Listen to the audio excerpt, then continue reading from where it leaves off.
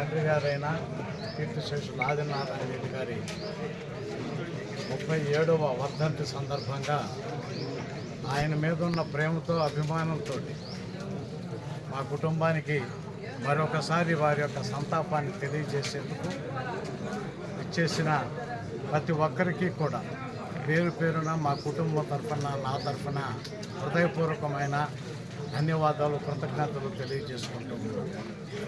ఒక మనిషి మరణించిన తర్వాత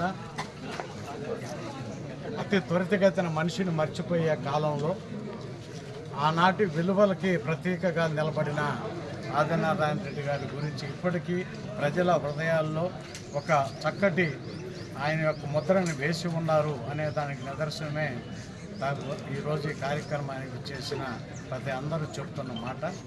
వారి యొక్క ఆశీస్సులు ఆయన ఆత్మ ఎక్కడున్నా కూడా అది దానికి పవిత్రత చేకూరుతూ శాంతి కలగాలని మనస్ఫూర్తి కోరుకుంటూ అభిమానించిన ప్రతి ఒక్కరికి కూడా మరొకసారి హృదయపూర్వకమైన ధన్యవాదాలు మా కుటుంబం తరఫున తెలియజేసుకుంటాం.